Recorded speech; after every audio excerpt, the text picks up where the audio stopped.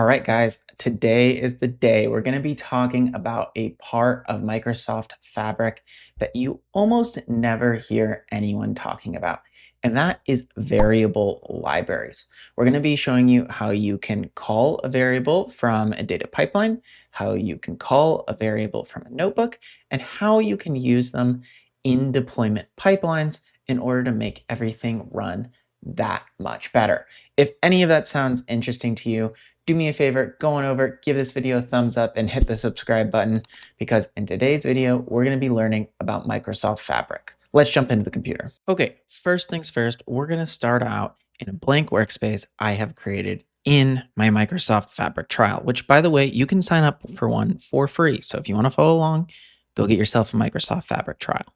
But anyway, we're in a blank workspace and I'm going to create a new variable library, which is what this video is all about, by clicking this new item button right here. And then I'm going to simply search for the word variable and then click variable library.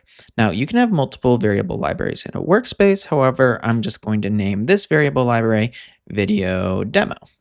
And I'm going to go ahead and put it in this location dev.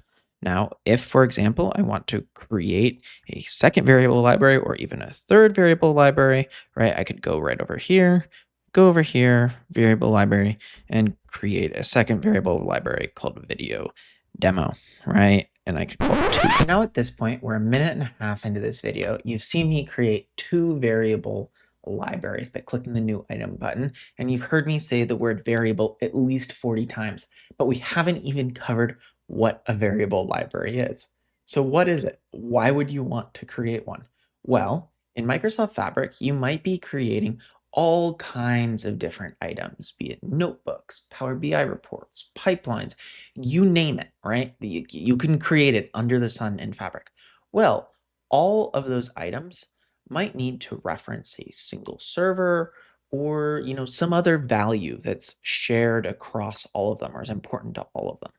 Without a variable library, what you would have to do is you would have to hard code those values into each and every single Fabric item that needs it.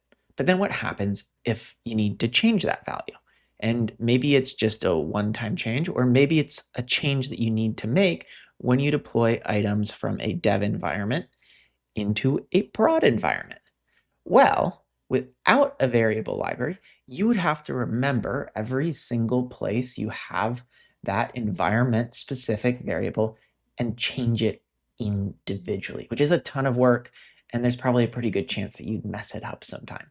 What a variable library allows you to do is it allows you to store that value once in the library and then reference the library across all of these different items.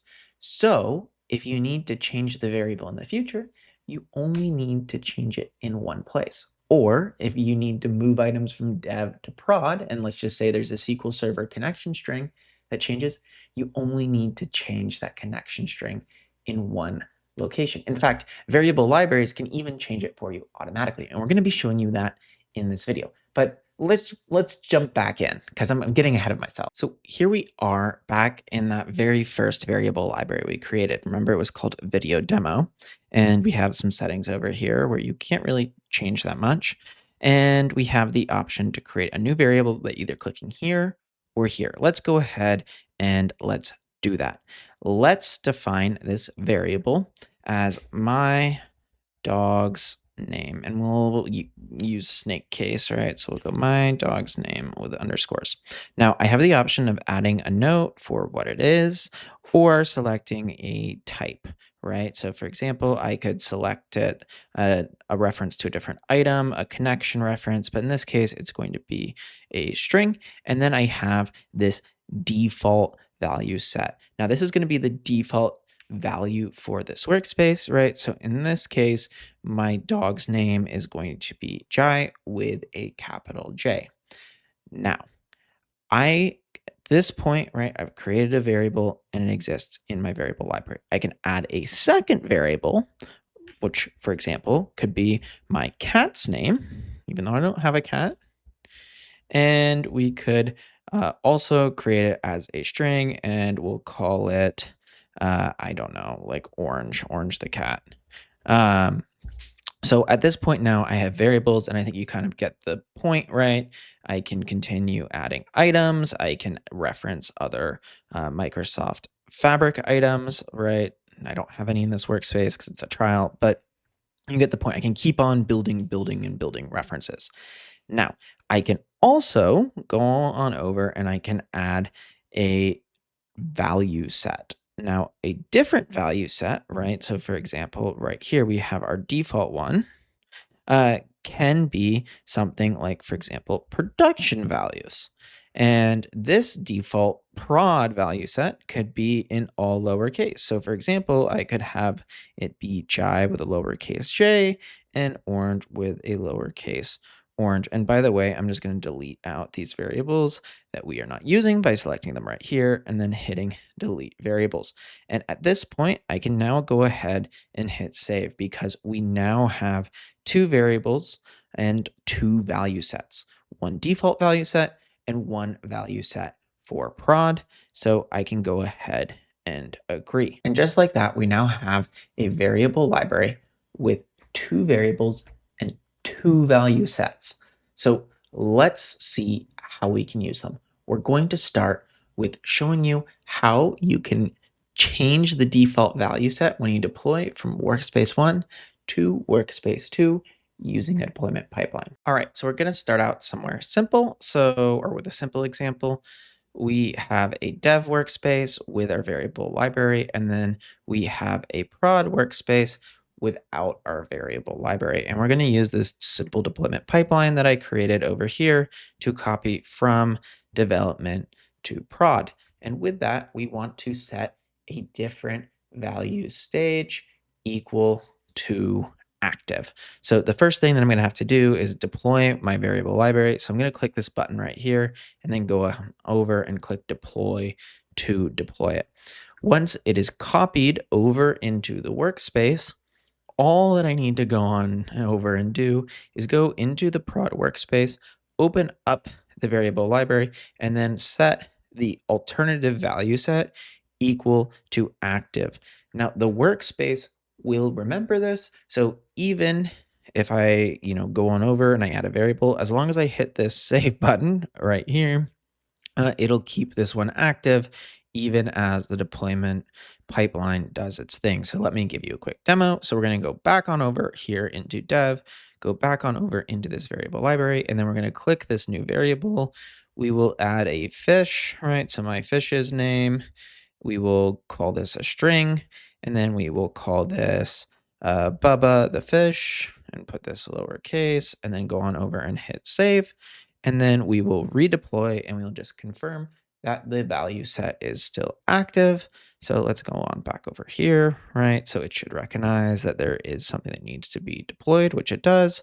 So I need to deploy. So I'm going to click right here, go on over, hit deploy, let it deploy. And then I am going to go back on over into prod to view the variable library and just confirm that, right, the prod value set stayed active, which it did. So just like that, you know how to use value sets and how to change value sets between two different stages of a pipeline. But now you need to know how to actually use the variables stored in the variable library. I'm going to show you two examples. The first one is going to be in a Fabric notebook situation, and the second example is going to be in a pipeline situation. We're going to start with the notebook because it's simple and I already have it up on my computer. So here we are in a Python notebook, and all you need to do is use the notebook utils to fetch the library, right? So here, for example, I'm fetching it. And then you have two different ways that you can access the variables within the library. You can either use the get variable function, or you can use a dot and then reference the variable. So here, for example, I was fetching my dog's name, but if I wanted to change this to my cat's name, right? I think I spelled it cats with a capital C. Oops. So maybe it's not my cat's name. What did I name it? I named it my cat's name, caps sensitive. So if I go back over here, right, go my cat's name, and then run this, right? I now get my cat's name of Orange. So that's how you use a variable library in a notebook. But what about a pipeline? Well, a pipeline is a little bit more complex. So let's go on over right here. Let's create a new pipeline by clicking new item, then creating a pipeline. And we're going to do something dumb here, right? We're not going to actually use this in a very effective way. But the first thing that we're going to do is we're going to create a pipeline activity. We're going to have it be set variable. And then in general, we're going to click the little editing screen right here, then go down over here to library variables, click new, and then we can simply add our various variables. If I want to select one, right, I simply go right here, select it, and then go on over and hit select variable. Now that this is selected and in this pipeline, I can then use it by going into, for example, any kind of like free text field right here. So I'll just set this equal to test. Going into a free text field, hitting this dynamic content button right here, and then hitting this 3 dots, and then referencing the library variables right here, at which point you are now pulling from that variable library. Just like that, you've reached the end of this video. I hope you learned something. If you did, again, give this video a thumbs up, subscribe, comment, do anything that helps the engagement blow, because it helps the channel grow, which honestly just kind of makes me feel good. I don't really have much of a motive with these videos. Anyway, with that out of the way, yeah, I'll see you in the next one. Bye.